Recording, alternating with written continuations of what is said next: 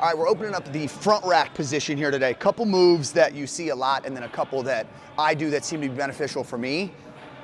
Had a good question about how to get in that position. Obviously, that front rack position is important when catching cleans, also when front squatting, and I'm a big proponent of front squatting, so I want to show you, if you are uncomfortable in that front rack, a few exercises you can do daily to try to open up that position and make it a bit easier. So first one, and probably most common, is this banded front rack position. Stretch here, so bands in the palm, gonna go up on the shoulder. Key to this is to be real active through this position, all right? So you don't really wanna sit here and just let the band pull the hand down, or even let the band kind of stretch that lat out. You want to make it as similar to that front rack position as you can, and then drive that shoulder up through the band. And I'm thinking about shoving my elbow forward and getting real tight here and long through the lat. So I'm pushing, again, being active through here. Anywhere between like 15 and 30 seconds is gonna be great on each side. So we'll hit this. Same thing, palm up, elbow up, and then actively pushing everything forward. The front rack position is super active. You don't want it to just be like the bar is holding you down in that position, because you're not gonna have any control over it. Just like on a back squat, you're trying to bend the bar over your shoulders. Similar position here up front, similar intent, I would say, where you're trying to be real active and pushing up through that bar the entire time. So 30 and 30. Other one you see all the time is just using a foam roller to smash the lat. That's a really good one too. So if you have some tightness through there, just spend a couple minutes before the training session hitting that. The two that I really like that you don't see a lot is gonna be an eccentric chin up. So I'm gonna go a little wider than I would on a regular chin up, right? Pull myself up to the top and then go as slow as I can down, getting all the way through range of motion, really trying to open up that lat here.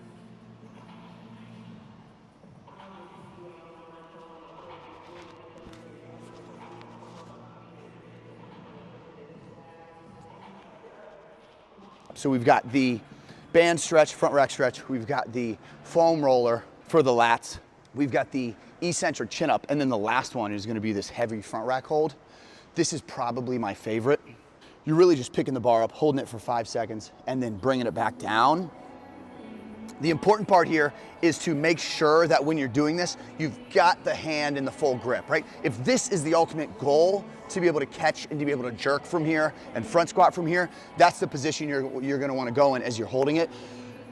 As I get heavier and the reps go down, I can hold that position. I'm not great at doing it when it's lighter, but the heaviest front squats that I've hit have been holding the bar with the full grip. So we went empty bar, we went 135, 225, and all we're gonna do is set this rack up a little lower. We're gonna go underneath it, rotate our elbows through, again, be real active through the shoulder and the lat, and then push up off the rack, hold it for 5 seconds or so, and then bring it back down. If you feel like you're having trouble breathing when you're in that position, that's how you know you're in the right position.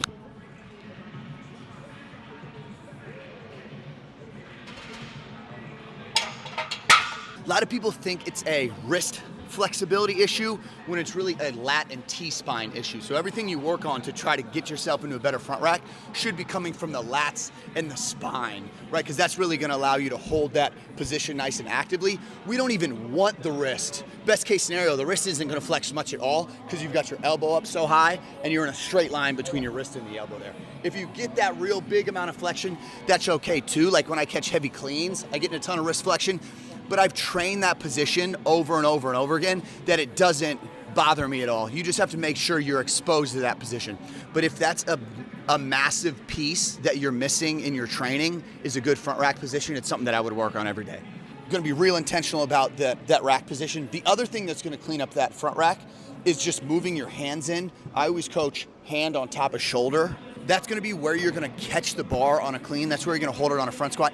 Any wider is gonna put you in this real uncomfortable position where there's a ton of torque on the shoulder. You just want that elbow and hand to be lined up as you push everything through there.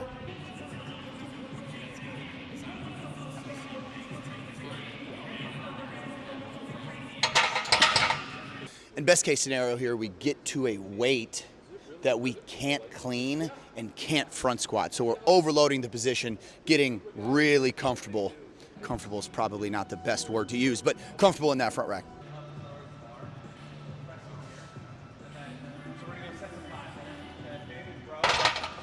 Last set here, 405. Again, this looks cool if you're at a gym unracking 405 because everybody thinks you're gonna squat it or press it, and then you just hold it for 5 seconds in the rack, and then everybody realizes you're not as alpha as you thought you were. But really good for the front rack.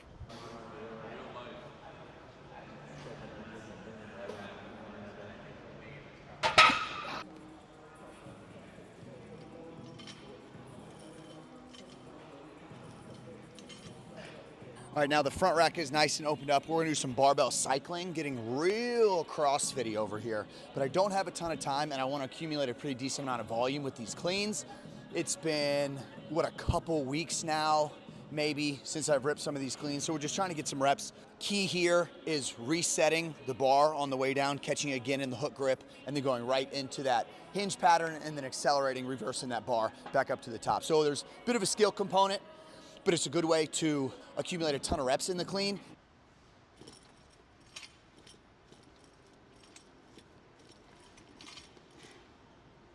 And then we've been pairing these cleans just with a lateral jump over this bench. I'm trying to land good single leg position, good stable position, load down into the hip and into the knee and explode out of it. We're just doing 4 each way.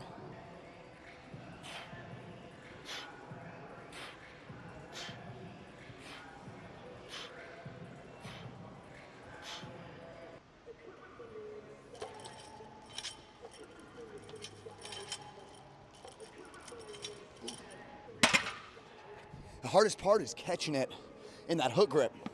You get a smooth transition. The rep is real easy, right? Because obviously this is gonna be lighter weight than anything even close to max. So it's just catching that hook grip. But again, that's important if you wanna be good at the skill of cycling, but then also just getting comfortable with that hook grip. 215 baby weight, but let's do a couple of them.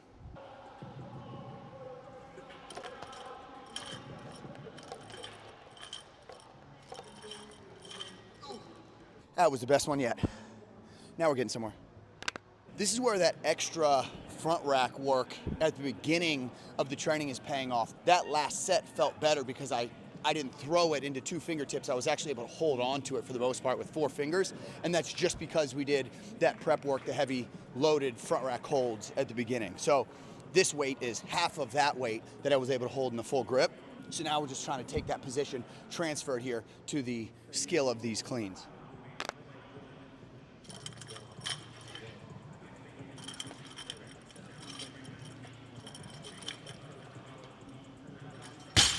That's not how you want the first rep to look. Try to hold on to it, didn't even finish it. Totally threw me off for the whole thing. Don't make it look like that. All right, let's try to get a good double here to finish up.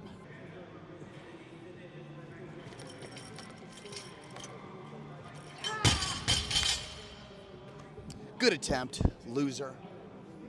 All right, don't have a ton of time here because got to get to coaching very shortly, but I did have a couple questions that I wanted to specifically answer that tend to keep coming up as I'm working with dads, and I'm starting to get more questions from fathers about specific training routines and how to approach training in their specific situation. So the Athletic Dad Training Program that we've been running, 12-week program, we train 3 times a week. So you've got 1 hour 3 times a day. The question is, what if we only have 1 time a week or 2 times a week, which I think is a great question. So the lifting part has got to be then pretty simple, because what we're trying to do is we got to figure out the exercises that we can hit through deep ranges of motion, use a lot of muscle groups, and can be progressively overloaded.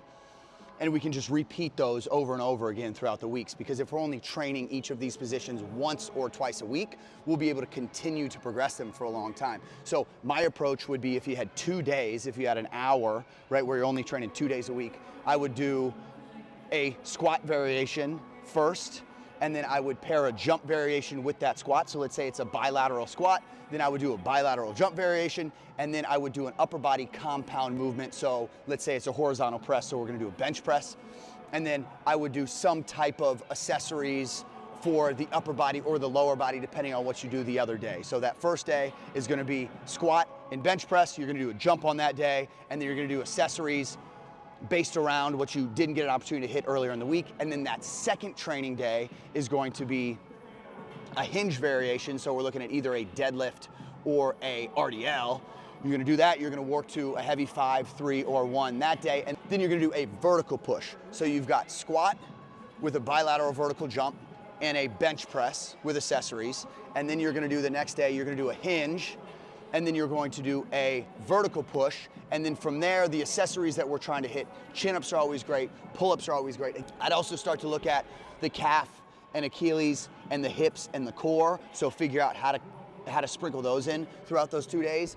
And then the jump you're gonna do that second day is gonna be a horizontal jump. So you got a vertical jump the first day, you got a horizontal jump the second day. So you're checking boxes of the compound movements, you're checking boxes of the jumps, and then all we have to do is find another day that we can run sprints. And that's as easy as, I got a couple buddies who have kids that they take to the park and they run up the hill 5 or 6 times while the kids are playing. That is all you need, that checks the box there. So 2 days in the weight room is gonna look like that. Let's say you have 1 day in the weight room, then just you're gonna alternate between upper body compound movement and lower body compound movement, and then you're gonna switch that each week, let's say on a 2 or 3 week cycle, and then you're gonna go back to week 1 and then do those same 2 exercises you did the first time. And then you'll just progress every 3 weeks. You go sets of 5, then week 2 will be sets of 3, and then week 3 will be sets of 1. It's very simple.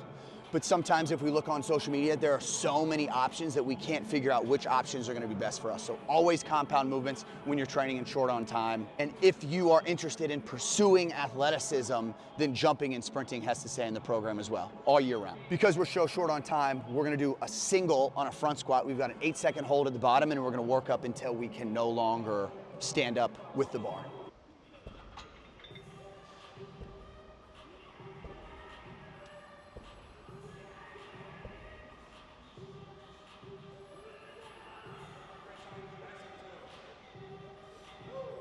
We're gonna hit our max a little sooner than we thought we would.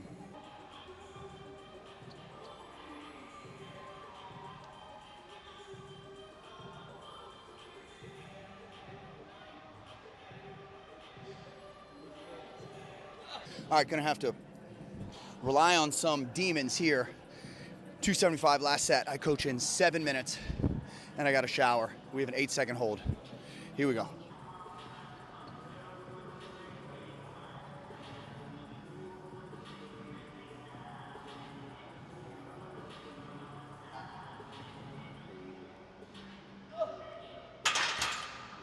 Athletic Dads, that's today. Thanks for watching. The Athletic Dad podcast is underway. It's on YouTube, Spotify. Been some solo episodes to start. We've linked up with some guys to come on, some other athletic dads, to talk about not only training and ways that dads can improve their training to make themselves more athletic, but also fatherhood. Ultimately, the goal for me is for my children and their children to be able to have something to look back on, to see what their parents were saying about them, because I always think how cool it would be if my parents were able to record conversations that they were having when my sister and I or my brothers were all young. I think that'd be so cool. So I want to be able to give kind of the next generation something to look back on and see how much their parents care about them and love them. So if you're into that kind of stuff, then check out that podcast. If not, all good. We'll keep the training going. Continue to practice gratitude. Tell the people you love them. And we'll see you guys on the next one. Live your life stimulated.